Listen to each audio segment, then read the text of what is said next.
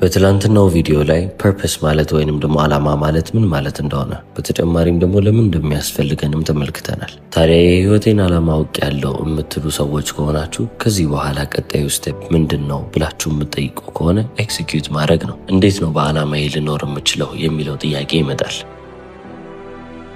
ታዲያ መጀመሪያ ማድረግ ያለባችሁ ነገር ክሊርሊ ዲፋይን አ ፐርፐስ ስቴትመንት ይላሉ።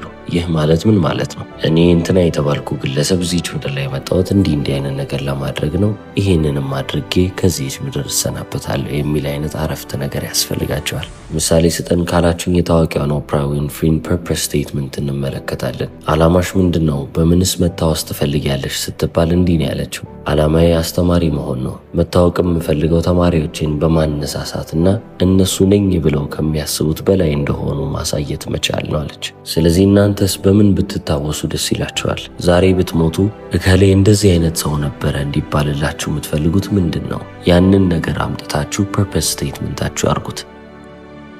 ምክንያቱም ራዕያችሁ ወይንም ደግሞ ቪዥናችሁ በደንብ ግልጽ ሊሆንላችሁ ይገባል። አንዴ ያ ነገር ግልጽ ከሆነላችሁ በኋላ ከሚሽናችሁ ጋር ከተልእኳችሁ ጋርና ከግቦቻችሁ ጋር አንድ መስመር ላይ እንዲሆን ማድረግ ብቻ ነው የሚጠበቅባችሁ። ሁለተኛው ምክር ምንድነው ካላችሁ ቴኪንግ አክሽን ነው። በቃ ይሄ በጣም ቀላል የሚባለው ነገር ግን ቀላል በመሆኑ ምክንያት በጣም ከባድ የሚባለው ምክር ነው። የመጀመሪያ እርምጃችን በጣም አስፈላጊ ነው። አክሽን መውሰድ አለብን። ተግባር ላይ ልንገኝ ይገባል። በተነሳሽነት ትንሽ የሚባል ርቀት ነው የምንራመደው። ነገር ግን እንደዛም ቢሆን ተነሳሽነት ቢኖረን ይመከራል። እስፔሻሊ ደግሞ ለመጀመሪያዎቹ ጊዜያቶች። ምክንያቱም ምንም የምትመለከቱት ውጤት ስለሌለ በዛ ተነሳሽነት ላይ ነው ለጥቂት ጊዜ የምትራመዱት። ከዛ በኋላ ተነሳሽነቱ ቢጠፋም ግን እጅ መስጠት እንደሌለብንም ደግሞ እየተማርን እናልፋለን። ምክንያቱም በዛ ጋር ማቋረጣችን ምንም የሚያስገኝ ነገር የለውም። ብንቀጥል ነው የሚያዋጣው። ስለዚህ ፐርፐስ ስቴትመንት የሌላችሁ ሰዎች ከሆናችሁ ያስፈልጋችኋል። ምን አይነት ሰው ሆናችሁ ከዚህ ይቻለ መሰናበት እንደምትፈልጉ ማሰብ መቻል አለባችሁ።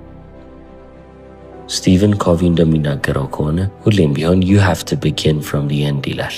ከመጨረሻው ሆናችሁ መጀመር መቻል አለባችሁ ነው የሚለን። ስለዚህ በደንብ በጥልቀት ማሰብ ያለብን ጥያቄ ነው። አሁን ላይ የት ነው ያለሁት የሚለውን ጥያቄ ለራሳችን በጣም ግልጽ ሆነን ልንጠይቅ ይገባል። በተጨማሪም ደግሞ ራሳችንን የቱ ጋር ነው ልናገኝ የምንፈልገው? ከዛ በተጨማሪም አሁን ላይ ማን ናችሁ? ምንድን ናችሁ? ወደፊትስ ምንድነው መሆን የምትፈልጉት? የት መሄድ እንዳለባችሁ የማታውቁ አይነት ሰዎች ከሆናችሁ እንግዲህ መቼም ቢሆን መድረስ የምትፈልጉት ቦታ መድረሱ አትሆኑ። ምክንያቱም የምትፈልጉትን አታውቁማ። ስለዚህ አሁን ላይ ፐርፐስ ስቴትመንታችሁ እዚህች ምድር ላይ ለምን እንደምትኖሩ፣ በምንስ መታወስ እንደምትፈልጉ በአንድ አረፍተ ነገር ጻፉ ብላችሁ ግዴታ ፐርፌክት መሆን አለበት ማለት አይደለም። ነገር ግን ቢያንስ ትንሽዬ አይዲያ፣ ትንሽዬ ሀሳብን ይስጣችሁ። በቃ በዚህ መስመር ላይ ነው መሄድ የምፈልገው የሚለውን ክላሪቲ እንዲሰጣችሁ ነው የምፈልገው። ጊዜው የሄደ በሄደ ቁጥር አመታቶች ባለፉ ቁጥር እናንተም ያቺን ፐርፐስ ስቴትመንት ማስተካከላችሁ ወይንም ደግሞ ትናንሽ ነገሮችን መለወጣችሁ አይቀርም። ደግሞም ታረጉታላችሁ። አንዴ ያንን ፐርፐስ ስቴትመንት ካገኛችሁ በኋላ ብዙ ሚሽኖችን ወይንም ደግሞ ተልእኮችን፣ ግቦችን ከዛ ስቴትመንት ጋር ልታገናኙ ትችላላችሁ። በዛ አንድ ዓላማ ስር በጣም ብዙ አይነት ነገሮች ሊደረጉ ይችላሉ። ስለዚህ ብዙ የተለያዩ የሚባሉ ስፔሲፊክ ጎሎችንና ሚሽኖችን ከራእያችሁና ከዓላማችሁ ጋር በማስተሳሰር እያደረጋችኋቸው ወይንም ደግሞ እየሰራችኋቸው ታልፋላችሁ። የሰው ልጅ ዓላማ አንድ ቢሆንም ሚሽኖቹ ግን ወይንም ደግሞ ተልእኮቹ ግን ብዙ ናቸው። ስለዚህ ተልእኮ የሚቀያየር ነገር እንደሆነ ግቦችም የሚለዋወጡ ነገሮች እንደሆኑ ማወቅ አለባችሁ። ከተልእኮቻችሁ ወይንም ደግሞ ከሚሽኖቻችሁ ውስጥ አንዱ ምናልባትም ጤናማ የሆነ ህይወት መኖር፣ በተጨማሪም ባላንስድ የሆነ ላይፍ መኖር ትላላችሁ። ታዲያ ተልእኳችሁ ይሄ ከሆነ ግባችሁ ደግሞ በቀን ውስጥ ከ7 እስከ 8 ሰዓት እንቅልፍ ማግኘት፣ በሳምንት ቢያንስ 4 ጊዜ ኤክሰርሳይዝ ማድረግ ወይንም ስፖርት መስራት፣ አመጋገብ ላይም ደግሞ ቀጥ ያለና ዲስፕሊን የሆነ ህይወት መኖር። ለምሳሌ 90% የሚሆነው ምግባችን ጤናማ የሆነ ምግብ እንዲሆን ማድረግ። አንዴ የህይወት ዓላማችሁን ተረድታችሁ ከስሩም ደግሞ ያሉትን ሚሽኖች ወይንም ተልእኮች ከተረዳችሁ ተልእኮች ወደ ግቦች ይመሯችኋል። ግቦቻችሁን ደግሞ ግልጽ ካረጋችሁ የትኛውን ስቴፕ መውሰድ እንዳለባችሁ፣ የትኛውን እርምጃ መውሰድ እንዳለባችሁ የበለጠ ግልጽ እየሆነላችሁ እናንተም እየተረዳችሁ ትመጣላችሁ። አዳዲስ ሀሳቦች በአእምሯችሁ ላይ ይመጣሉ። አዳዲስ የሥራ ዕድሎችን መመልከት ትጀምራላችሁ። ህይወቱን ልብ ብሎና አስተውሎ የሚኖር ሰው መሆን ከቻላችሁ፣ በዓላማ የምትንቀሳቀሱ ከሆነ እያንዳንዱ መንገድ ለእናንተ ግልጽ እየሆነላችሁ ይመጣል። በእነዚህ አይነት ሰዓቶች ላይ ልብ ልትሉ የሚገባው ነገር ኢንቱዊሽናችሁን ነው ወይንም ደግሞ የውስጥ ድምጻችሁን ነው። ልብ ልትሉና ልታስተውሉ የሚገባው ሌላኛው ነገር በውስጣችሁ ያሉት ሊሚቲንግ ቢሊፎች እንዳይኖሩ እናንተን ወደ ኋላ እንዳይዟችሁ ነው። ገድበው የሚይዟችሁን ሀሳቦች አባሩ። ለምሳሌ ልክ እንደ እጦት አይነት ስሜቶች፣ የፍርሃት ስሜት፣ በተጨማሪም ጥርጣሬ፣ እነዚህ እናንተን ወደ ኋላ የሚያስቀሯችሁ እምነቶች ናቸው። እናንተ የምትፈልጉትን ህይወት በራሳችሁ መንገድ ክሬት እያደረጋችሁ እየፈጠራችሁ እንደምታልፉ ልታምኑ ይገባል። እናንተ የምትፈልጉትን ነገር ነው እያደረጋችሁ የምታልፉት። አሁን ስለ አክሽን ብዙ ነገሮችን ተነጋግረናል። ነገር ግን እንደዛም ቢሆን አሁንም ድረስ አክሽን በጣም አስፈላጊ እንደሆነ ልታውቁ ይገባል። ዊሽፉል ቲንኪንግ ወይንም ደግሞ የምኞት ሀሳብና ቁጭ ብላችሁ ቀኑን ሙሉ ዴይድሪም ማድረግ የትም ቦታ ላይ ያደርሳችሁ አይችልም። ቀኑን ሙሉ ቁጭ ብላችሁ የግብና የሚሽን አይነት ልትጽፉ ትችላላችሁ። ምንም እንኳን አስፈላጊ ቢባሉ ያንን ማድረጋችሁ ብቻ ደግሞ በቂ አይደለም። ሁሌም ቢሆን ወደ ግባችሁ ለመጠጋትና ለመድረስ እናንተም ደግሞ ንቁ ሆናችሁ ልትሰሩ ልትንቀሳቀሱ ይገባል። አብዛኛው ሰው ግብ እስከ ማውጣት ድረስ ሁሉንም ነገር በትክክል ያደርግና ልክ አክሽን ሲመጣ ወይንም ደግሞ ተግባር መውሰድ ላይ ሲመጣ የዛኔ ስታክ ያደርጋል። ጥሩ የሚባል ሀሳብ አላቸው፣ ትክክለኛ የሚባልም ዓላማ ይዘው ይንቀሳቀሳሉ። ነገር ግን የመጀመሪያውን እርምጃ መውሰድ ካልቻሉ የትም የሚደርሱ አይነት ሰዎች አይሆኑ። አብዛኛው ሰውም እዚች መንገድ ላይ ይቆማል ያልኩት በምክንያት ነው። የመጀመሪያዋ ስቴፕ በጣም አስፈላጊ ነች። ነገር ግን አብዛኛው ሰው ይፈራታል።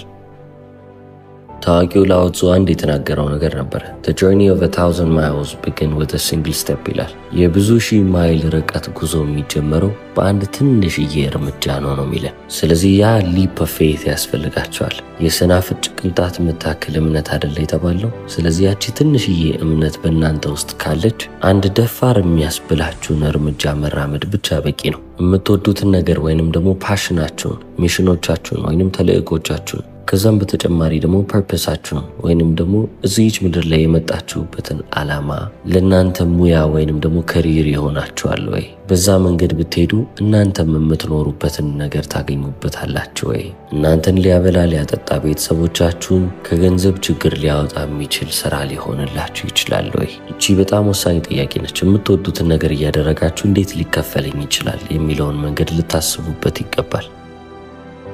ለዚህ ነው በትላንትናው ቪዲዮ ላይ የምትወዱትን ነገር ካገኛችሁና ያንን ነገር በመስራት ውስጥ የሚከፈላችሁ ገንዘብ ካለ ለእናንተ መቼም ቢሆን ያ ነገር ስራ አይሆንላችሁም። እንደ ጨዋታ ነው ህይወታችሁ እልል የሚለው ያልኳችሁ። ስለዚህ አሁን ላይ ብቸኛ ከሆናችሁ፣ ያ ማለትም ደግሞ ቤተሰቦች ከሌላችሁ፣ ራሳችሁ ቤተሰብ ካልመሰረታችሁ፣ ትዳር ካልያዛችሁ፣ ልጆች ካልወለዳችሁ፣ እርካታ የማይሰጣችሁን ስራችሁን አቁማችሁ ቢያንስ ባታቆሙ እንኳን ጎን ለጎን የሆነች ነገርን መጀመር መቻል አለባችሁ። የውስጥ ድምጻችሁን አዳምጣችሁ የሚያስደስታችሁን ነገር በተጨማሪም ደግሞ ከዓላማችሁ ጋር በአንድ መስመር ላይ ያለን ነገር ፈልጋችሁ ልትሰሩ ይገባል። ብቻችሁን ናችሁ በህይወት ውስጥ ሪስክ ብትወስዱ ምንም አትሆኑ። ይሄ ሪስክም ደግሞ ሊፕ ኦፍ ፌት ይባላል። በመንገዳችሁ ላይ እምነት እንዳላችሁ የሚያሳይ ነው። ይሄ ውሳኔያችሁ የት ሊያደርሳችሁ እንደሚችል አታውቁም፣ ነገር ግን ጥሩ ቦታ ነው መጨረሻ የሚሆነው የሚል እምነትን የሚያሳይ ውሳኔ ይሆናል።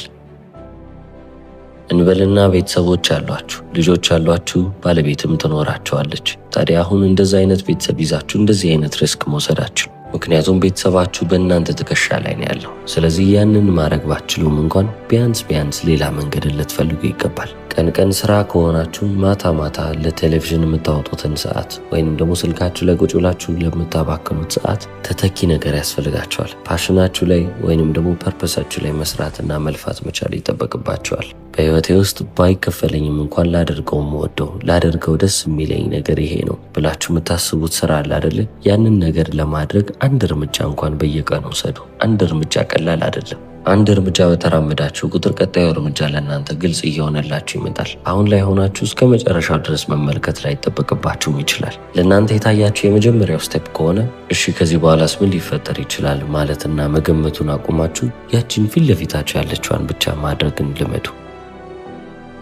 በመንገዳችሁ ላይም ደግሞ ማድረግ ያለብኝ ነገር አለ ብላችሁ የምታስቡት ነገር ከዓላማችሁ ጋር አንድ መስመር ላይ ካልሆነ ያንን ነገር ልታደርጉ አይገባም። ቆም ብላችሁ መንገዳችሁን አስተካክላችሁ ወደዛ መሄድ ወደምትፈልጉት መንገድ የሚመራችሁን ነገር ብቻ ታከናውናላችሁ። በህይወታችሁ ውስጥ ትልቅ የሚባል ዓላማ ካላችሁ ወይንም ደግሞ ትልቅ የሚባል ቪዥን አለኝ ነገር ግን ከየት መጀመር አልችልም ካላችሁ ወደ ኋላ መራመድ በቂ ነው። ከዛሬ 5 ዓመት በኋላ ራሴን የቱ ጋር ባገኘው ደስ ይለኛል የሚለውን ጥያቄ ጠይቁ። ያንንም መልስ ካገኛችሁ በኋላ እሺ በዚህ ዓመት ውስጥ ምን ማድረግ አለብኝ? እዛ የ5ኛው ዓመት ማንነቴ ላይ ለመድረስ በዚህ ዓመት ምን ልስራ? ዓመቱንም ደግሞ ወደ 12 ወራቶች ትከፋፍሉታላችሁ። በዚህ ወር ምን ማድረግ ነው ያለብኝ? ቀጣይ ወርስ? እንዲህ እያላችሁ ሁሉንም ነገር በደንብ አድርጋችሁ መከፋፈል ይሆናል ስራችሁ። አንዴ ያንን ካደረጋችሁ በኋላ ትልቅና አስፈሪ የነበረው ቪዥን ወይንም ደግሞ ራዕይ በጣም ትንሽዬ ይሆናል። ከእናንተ ሁሌም ቢሆን የሚጠበቀው ነገር አሁን ላይ ማድረግ ያለባችሁን አንድ እርምጃ አሁን ማከናወን ነው። ከዛ ውጪ ምንም አያስፈልግም። ጸሐፊ መሆን የምትፈልጉ ሰዎች ከሆናችሁ በአንድ ቀን ውስጥ መጽሐፍ ለመጻፍ አትሞክሩ፣ ወይንም ደግሞ አንድ ገጽም ለመጻፍ አትሞክሩ። አንድ ፓራግራፍ ከጻፋችሁ ለእናንተ በቂ ነው። ስቴይንግ ሞቲቬትድ ማለት ምን ማለት ነው? ተነሳሽነታችሁን ይዛችሁ መቀጠል ማለት ሁሌም ቢሆን በዓላማችሁ መስመር ላይ መቆየት ማለት ነው። ስለዚህ እናንተ መጽሐፍ እስካላቆማችሁ ድረስ ጸሐፊ ናችሁ። ስለዚህ ጸሐፊ እንደሆነ ሰው አድርጋችሁ እያሰባችሁ ማለፍ ነው። በሕይወት እኔ ምን እፈልጋለሁ? ምን አይነት ነገር ያስደስተኛል? ምንስ አይነት ነገሮችን ሳደርግ ህሊናዬ ይደሰታል? የሚለውን ነገር ወስዳችሁ ለነዛ ነገሮች መልስ ማግኘት አንዳንዴ ከባድ ሊሆን ይችላል። በስህተቶች በውጣ ወረዶች ውስጥ የምታገኟቸው መልሶች ናቸው። አንዳንዶቻችን በጣም ከመጥፋታችን የተነሳ ምን ማድረግ እንዳለብን ሁላ ግራ የገባን ጊዜ ላይ ነን። ስለዚህ ምን ልፈልግ፣ ምን አይነት ነገሮችን ልመልከት ከሚል አመለካከት ወጥተን ዛሬ ላይ ማድረግ የምችለው ነገር ምንድን ነው? ያንን ነገር ላድርግ ወደ ማለት ብናልፍ የተሻለ ውጤትን ይዘን እንመጣል። አዳዲስ ነገሮችን በመሞከርና ኤክስፐሪመንት በማድረግ ውስጥ ነው እንግዲህ ምን አይነት ነገር ነው ማድረግ የምፈልገው፣ ቀሪ ዘመኔን በምን ላሳልፍ እችላለሁ የሚለውን መልስ እያገኘለት የምንመጣው።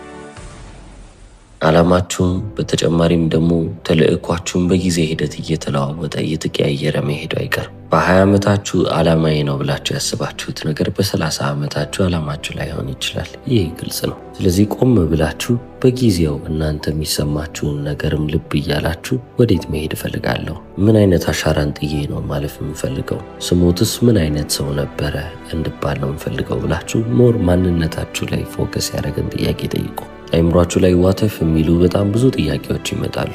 ይህንን መንገድ ወስጄ ባይሳካልኝስ? እንዲህ አድርጌ ባይሆንልኝስ? እነዚህ ሀሳቦች በአጠቃላይ ሰልፍ ሊሚቲንግ ቢሊፍስ ይባላሉ። ጥርጣሬ፣ ፍርሃት፣ በተጨማሪም ደግሞ በቂ የለም የሚል አመለካከት ወይንም ስኬርሲቲ በህይወትኛ አድቫንስ እያደረግን ወይንም ደግሞ ወደፊት እየተራመድን እንዳንሄድ የሚያደርጉ ነገሮች ናቸው።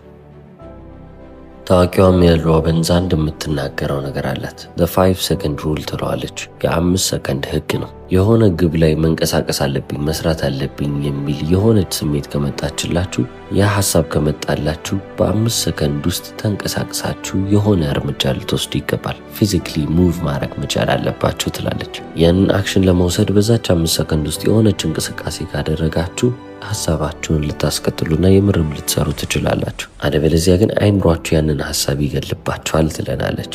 ሌላኛው ሰዎች የሚቸገሩበት ነጥብ ምንድነው ካላችሁ፣ ሞቲቬትድ ሆነው መቀጠል አይችሉም፣ ወይንም ደግሞ ተነሳሽነታቸው ከጊዜ በኋላ ይጠፋል። እንግዲህ የምትወዱትን ነገር የምታደርጉ ከሆነ ተነሳሽነታችሁ ቢያንስ በትንሽም ቢሆን ደረጃ እናንተ ጋር ሊቀመጥ ይገባል። ምንም እንኳን እንደዛ ቢሆን ግን ሁሉም ሰው መጥፎ ቀናቶችን ኤክስፒሪየንስ ያደርጋል። በቃ መጥፎ ጊዜያቶች አሉ። ይህም ደግሞ የተለመደ ነው። ነገር ግን ዕለት ተዕለት የምታደርጉትን ነገር ለማድረግ ራሳችሁን የምታስገድዱ ከሆነ፣ ፎርስ የምታደርጉ ከሆነ ምናልባትም የምትወዱትን ነገር እያደረጋችሁ ላይሆን ይችላል። ስለዚህ ቆም ብላችሁ መጠየቅ መቻላችሁና መፈተሻችሁ ክፋት የለውም። አንዳንዴ የምትወዱትንም ነገር እያደረጋችሁ ሞቲቬትድ ሆናችሁ ላትቀጥሉ ትችላላችሁ። ያ ተነሳሽነት የለም። ሁሌም ቢሆን ራሳችሁን ማስገደድ ስትጀምሩ ጠንካራ የሚባል ምክንያት ከኋላ የለም ማለት ነው። ምን ማለት ነው ይሄ? why am I doing this የሚለውን ጥያቄ መጠየቅ አለባችሁ። እሺ ይሄንን ነገር የማደርገው ለምንድን ነው? እሺ ይሄ ነገር ተሳካ፣ ከዛስ ለምን ፈልጌው ነው ይሄንን ነገር ካላደረግኩት እያልኩ ያለሁት ብላችሁ ጠይቁ። ከኋላ ጠንካራ ምክንያት ከሌለ ለምንድን ነው እንደዚህ እየለፋ ያለሁት የሚለውን የሚመልስልን ምንም አይነት ምክንያት ከሌለን፣ አትሊስት ጠንካራ ካልሆነልን በቂ የሚባል ግፊ ልናገኝ አንችልም። በቃ ራሳችንን እስከ መጨረሻው የሚያስጉዘንን ኃይል አናገኝበትም። ምክንያቱም ደካማ የሚባል ምክንያት ስላለን። ስለዚህ ጠንካራ ምክንያት ከኋላ ልታስቀምጡ ይገባል። ከራሳችሁ በላይ ሆናችሁ ማሰብንም ደግሞ ጀምሩ። ይህ ማለት ከእናንተ በላይ ሰርቭ የምታረጉት የምታገለግሉት አካል ያስፈልጋችኋል። ለሶሳይቲ ወይንም ለማህበረሰባችሁ ምን ለማድረግ እየሞከራችሁ ነው? ለሀገራችሁስ ምን ለማድረግ እያስባችሁ ነው? ማንን ለማገዝ እየሞከራችሁ ነው? ለምንስ ነው እነሱን የምታግዙት? ምን አይነት ችግሮችን ለመቅረፍ እየሞከራችሁ ነው? ለምንስ ነው ያንን ችግር መቅረፍ አለብኝ ብላችሁ ያሰባችሁት? እነዚህ ሁሉ ጥያቄዎች በጣም ትልቅ የሚባል ቦታ ይገባቸዋል። በህይወት ወደ የትኛው አቅጣጫ መሄድ እንዳለባችሁ፣ የትኛው መንገድስ እንደሚበጃችሁ የምትለዩበት ከባድ የሚባል ነገር ግን አስፈላጊ የሆነ ሂደት ነው። ስለዚህ በዚህ መንገድ ውስጥ በዚህ ሂደት ውስጥ ልታልፉ ይገባል። እዚህች ዓለም ላይ ለምን እንደመጣችሁ ምንስ ማድረግ እንዳለባችሁ ማወቅ አለባችሁ። ፐርፐስን ወይንም ደግሞ ዓላማን በተመለከተ በሁለት ክፍል የሰራሁላችሁ ቪዲዮ ይህንን ይመስላል። እስከ መጨረሻው ስለተከታተላችሁ አመሰግናለሁ። ቻው።